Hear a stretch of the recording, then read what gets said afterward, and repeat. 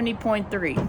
Okay, so we'll start off this video with saying I have the best support crew ever. I got to race the race with 5 of my friends, 5 of my best friends, and so shout out to Jaden, Matthew, Kaylin, Jamie, and Alicio for racing with me. And then my sister supported me. She decided to run the sprint try the day before me, so she got to train some with me. So shout out to her for her big accomplishment and for just being the best support. And then my brother flew in to surprise her and race with her because I could not, and it made me sad that I could not. And so he surprised her and supported me in my race. And then my parents and all my friends, and we got the best shout outs for our support crew on both days of racing because we had a big crowd and everybody was having fun. Okay. And then of course everybody who sent me all the messages and checked up and tracked and stuff, thank you guys, appreciate you. Alright, like my new coffee mug, y'all know every milestone in my life and every travel that I do is marked by a coffee mug. I was very sad. My 70.3 one from Galveston from the relay that I ran broke earlier this year, so I was like, we're gonna have to replace it. So here we go. Okay, so before we get into this race, if you have not been following along for the stories of my races, I have been trying to chase down this 70.3 for quite some time. So I think, when did Matthew do his Ironman? When he did his Ironman was the day that I decided I was going to do a half. And so shout out to all the Clydesdale athletes out there that do not look like the skinny marathoners and triathletes. That's what got me into the sport. So my best friend Matthew, sweetheart, raced with me again. Swore he'd never do it, but he did. Why he was racing his fool, I love him and he supports me very well and inspires me, but to do something stupid like a 70.3 or a 140, he just doesn't do it for me. We were not designed the same. Our bodies are not made the same. We do not perform the same. He is built for endurance running and stuff like that, and I am not. I would be considered a power athlete.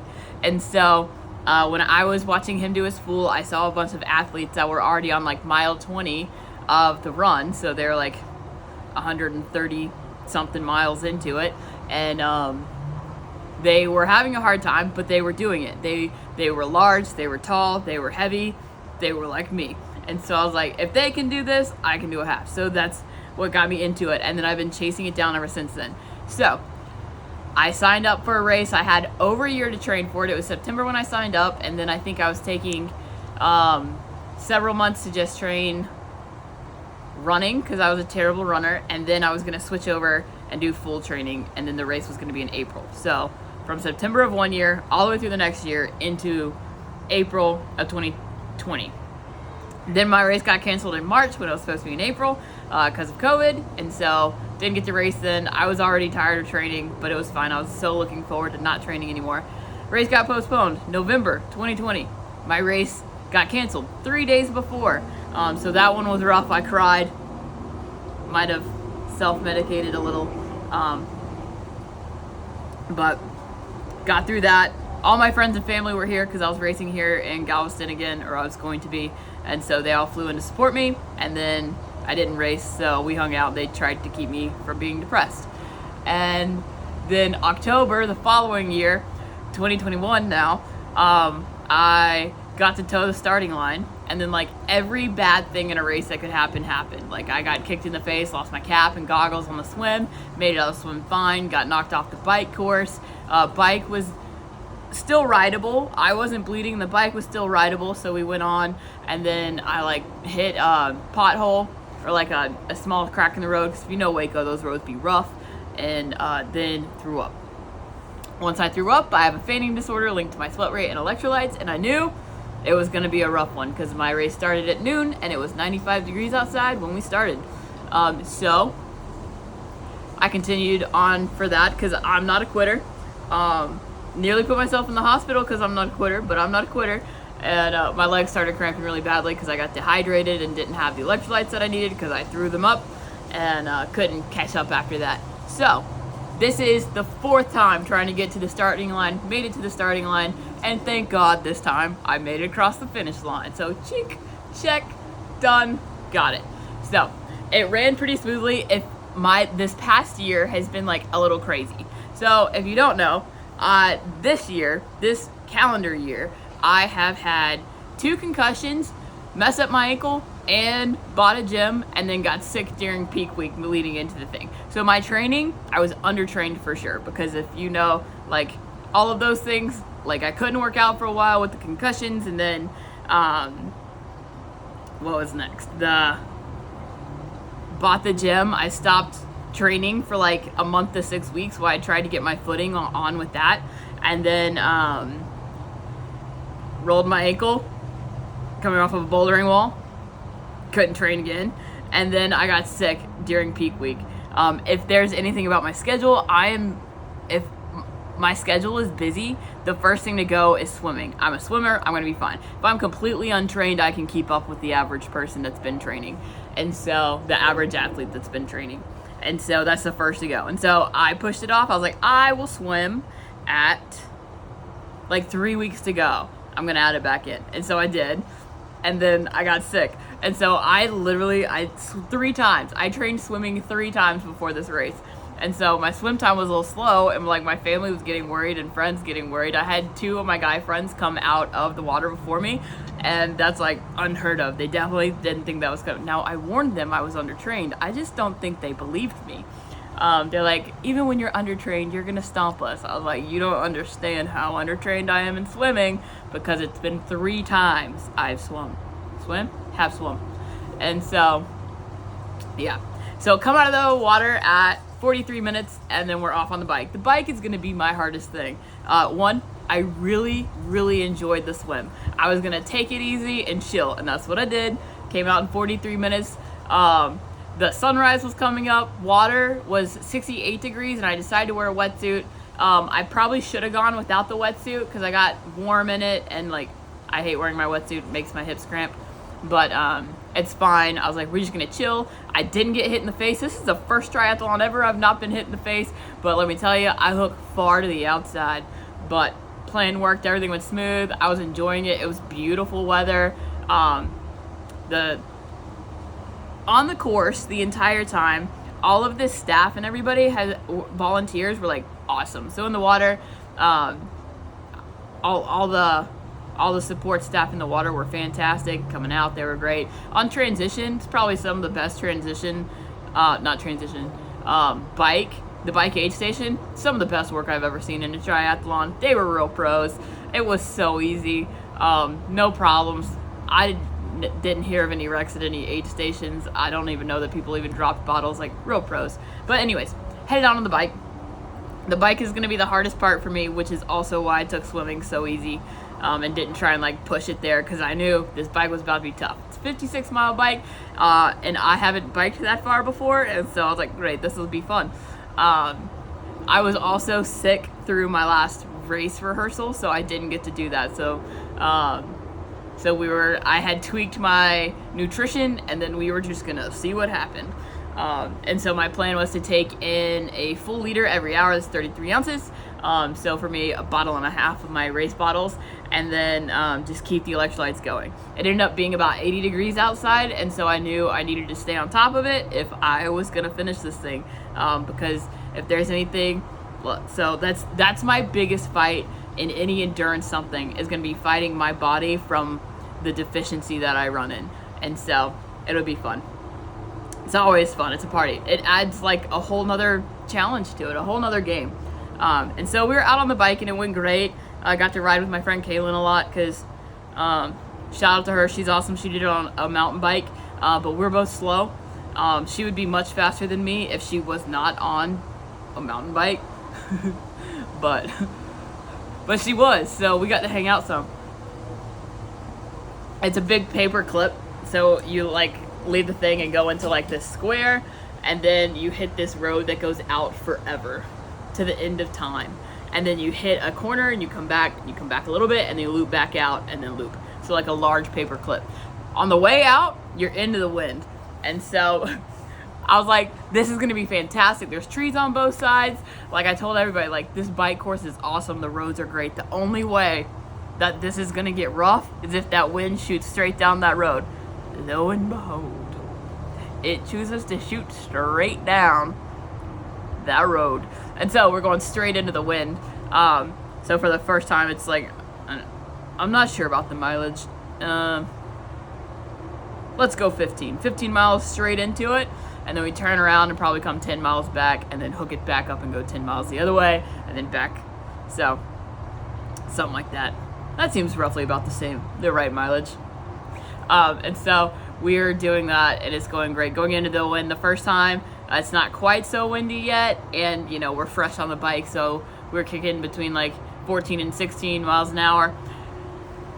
By the time I hit the paperclip, some people were like 10-mile loops. Thanks, Ryan. Roughly. That's what I was thinking. And so we're doing these loops, and going into the wind was great the first time, not too bad. These massive packs of really great cyclists would pass though, and I'm just like, oh my gosh, they're already on their second loop and they are crushing it like a herd, and like they're flying past me like I'm going in the opposite direction. Good for them. They're awesome. My goal is to be good enough next year to just hop in the pack and keep up. So did that, made the loop, coming back was great. And then I'm like, one of the fun things is you get to holler at your friends because you can see them. It's a divided highway, but you can see everybody when you're passing. And so I was like hollering at my friends while I was going back with the wind, and they're going into it. And I should have known. This should have been my warning that it was about to get ugly, because their faces were no longer joyful.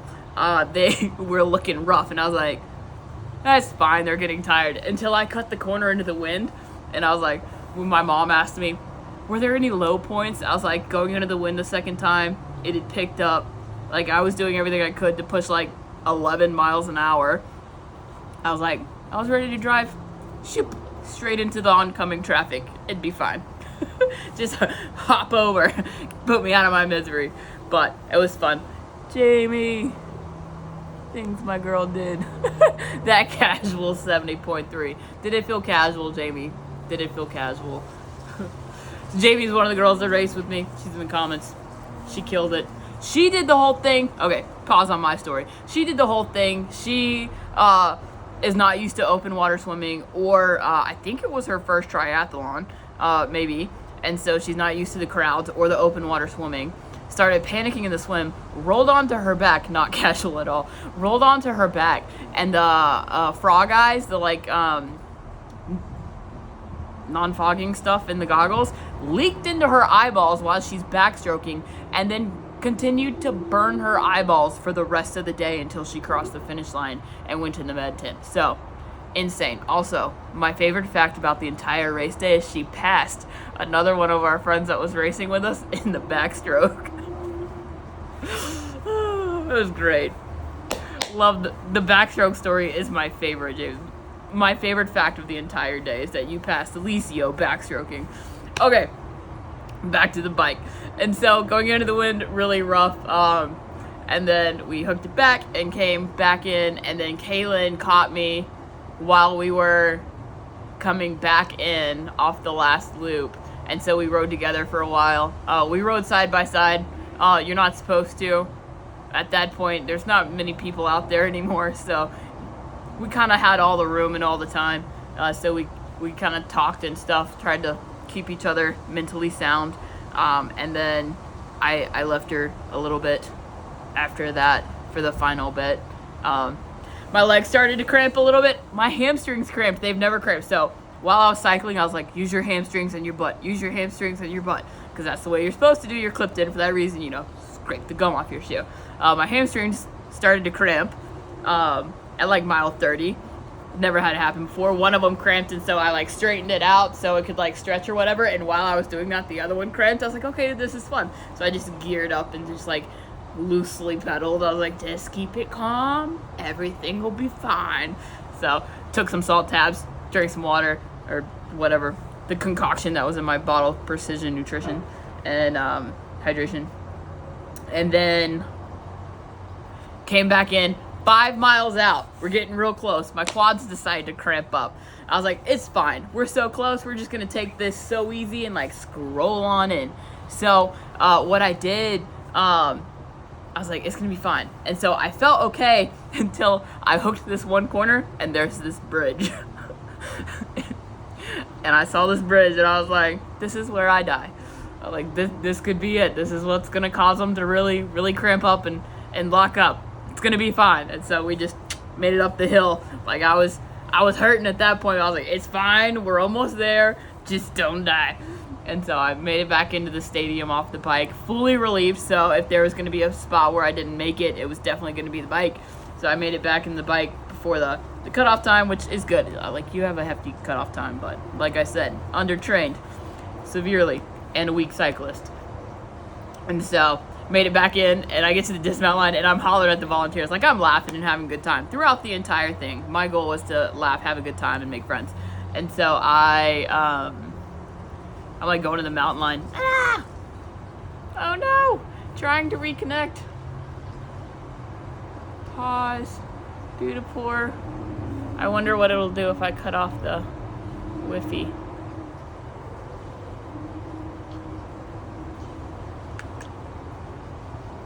Okay. I cut off the Wi-Fi. Hopefully we're back and everything's fine. So, coming up to the dismount line, I was like hollering at the volunteers. I'm like, I don't know if I'm gonna be able to stand. So I unhooked my foot, like kicked to one side, and like my legs holding me. They're like, you're good. I'm like, we don't know yet. So I flung over the other one, got a little wobbly, but I was fine. Walked into the transition. I threw on bike shorts over my kit because my booty was also undertrained, and so I wanted more padding. So took that off, changed my shoes, went out on the run, eating my stroopwafel because those are a treat. And started, my plan was just to walk for like the first 50 minutes, get my quads to calm down, pump in some more hydration and electrolytes, and try and get my legs to a point where I could run. Plan worked, and I started running. So I just did like, I still walked a lot and ran when I could, if my quads would let me, and everything went smooth. I felt good the whole time for the most part. I mean, I felt as good as you could. And then going into the last lap, I'm extremely slow, and I knew I was going to be extremely slow. But it gets lonely when you're extremely slow in the back of the pack. So going on to the last lap, I told him, I was like, just don't let them close everything down. I'll be back in one lap, starting my third loop. And what I did, I got about a quarter mile past the start line, or the finish line, because you do 3 laps, so you just pass it. And so I got about a quarter mile past it, and then a golf cart pulled up next to me, and they're like, we're gonna have to pull you because of weather. Like, I'm never gonna be rude because I've pulled people off the course before at the Ironman events here in Houston, mostly out of the swim if they're not making the time cutoff, and so I've done that. So like, I feel bad for them, but also like, it's just how it is. So everybody plays to the same rules, and so I was like, that's fine. Like, I accidentally started crying, so I felt bad for crying this girl's face.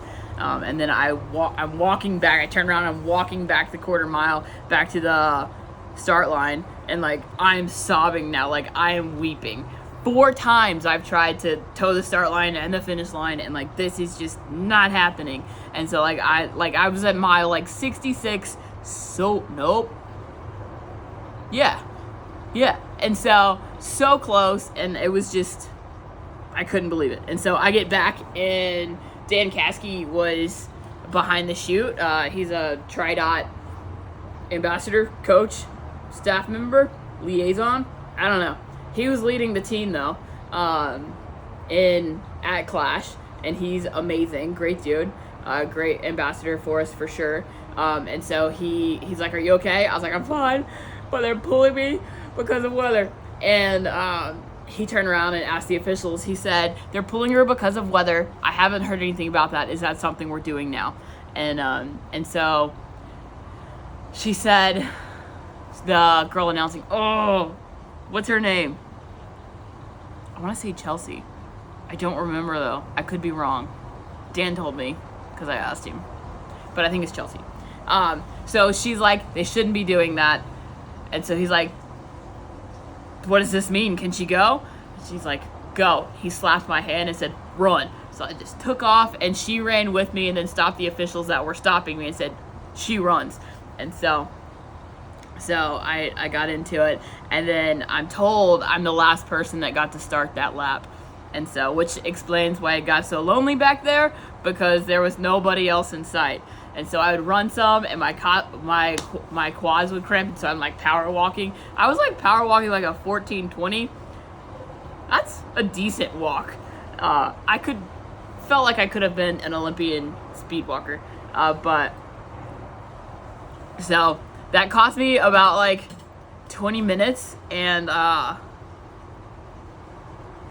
half a mile.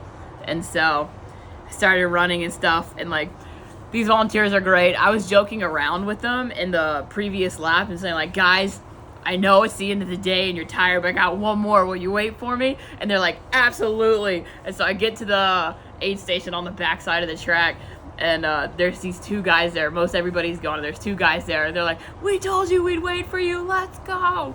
And so it was the best. And so I just kept on going, refilled my little bottle and kept on going. And then they pulled up a timing mat in front of me, and I was like, oh no. And so like, I'm still just trying to go, and then a golf cart comes up next to me and picks me up. I was like, oh. They're like, I'm sorry, we do have to pull you for weather. There's a massive storm coming. I was like, it's fine. So I get onto the back of this golf cart, and they tote me in. There's like a tunnel, so the track was like a loop, and then it goes in a little bit, and then you finish the loop, and then you go under the grandstands, you go out and back, and then you pass the finish line again, or you go to the finish line. And so they pick me up here, and they take me into the tunnel, and they're trying to stop other athletes, and these other athletes are like, we are so close, we are not stopping. I'm like, okay. And so thank God that one, they were stubborn, a little rude, but I appreciate that to my core. And then also that they just refused to stop. And so the people trying to collect people, they're like, should we just let her go? They're like, do you want to go? Yes. And so they're like, okay, go. And so I finished running it in. So thank God I got to finish, and I had already banked up extra distance earlier when they pulled me the first time. And so I got to finish the race. It was dramatic, and I feel like my experience in finishing the race felt nothing like I thought it would, because I was like irritated, overwhelmed, and drained at that point. Like, not even like just physically, but like emotionally, because like I've been on this yo-yo. But I got to finish my 70.3. I have an official USAT score and all that jazz, and so I'm super stoked. It took me 8 hours and 25 minutes. So like I said, I'd be slow, which if you want to do one and you're worried about cutoff times, Clash endurance sports do not have cutoff times. There's a cutoff to get in off the bike, because that's out on the road, but the running is done inside the stadium, and so you don't have a cutoff time. So if that's a concern, you're a slow marathoner or a slow half marathoner, it's a trick you can do. So I did that in 8:25. It was lots of fun. I can't speak highly enough about in Clash Endurance. They put on a great event. The entire weekend was fantastic. So they have so many events, and it's fun for the whole family. So there's a 5K we did. It's the Jingle Jog for Daytona. And so it was under all the Christmas lights at the Daytona Motor Speedway. It was great. It also gave my niece and nephew, they are 5 and 6, an opportunity to race. So they got to be a part of the race weekend. And my dad did that, and my brother-in-law. So all 4 of them raced in that, and they wouldn't get to race. Mama Ray got to race in that. And then Kayla and I ran it with Colton, and Jaden walked it with his mom. So we all got to do that, and it was a lot of fun. Then the next day, Michelle and Jonathan did their sprint event, and it was fantastic. Then they had some other like biking events and stuff going on during the afternoon. We left. I went to go sit down for a bit before and rest, and then we had a big group dinner. They had movie night at the Speedway. They wanted to keep it themed, of course, and so it was Elf and Talladega Nights because you're at a racetrack and it's Christmas, so why not Will Ferrell doubleheader, double feature. And so it was great. So that is my race story. So now it is time to get a lot faster. So I started speed work last week, so we're trying to get faster, running and biking. My bike just made it back, so we're doing speed work now to get faster, so that we can go for the full. The fun thing about the full, I don't know that my body can do it. So I'm gonna get like a professional, really good athletic sweat test, and then get with precision hydration, fuel and hydration, and see what the best game plan is that we can come up with, because I honestly don't know if I can do it, because I could just faint, and like that sounds scary to most people. It's just normal life for me. It's fine. But yeah, so it'll be fun. But we're gonna train for it. We're gonna see what happens. So this next year, I think we're all planning to go back to Clash next year. Not sure that people are thinking of doing the solo 70.3, but we found out you can relay the sprint, and then they have the 5Ks, and they have like the biking event that you can do a team sport on. And so we're gonna go and have a lot of fun. I think we're gonna stay in the RVs next year inside the track to just make things even simpler and more fun, and we're all together. But yeah, 10 out of 10 would recommend endurance Clash endurance events. The race was great, and you should do hard things that scare you. I think that was all my thoughts. Big shout out to Mom.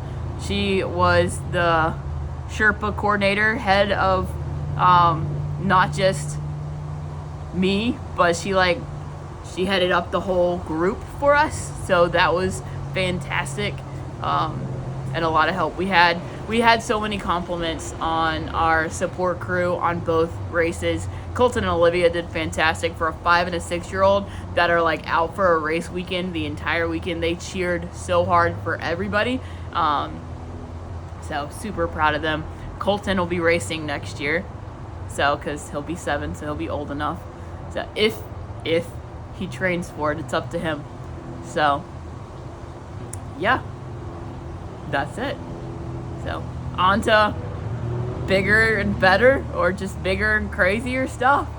We'll see. Who knows? We'll see what the next year holds for us all. But thanks for listening. I know it was a long video. It's better than the last long race recap that I had. No tears this time. But yeah, thanks everybody for supporting and watching me. I appreciate you, and Merry Christmas.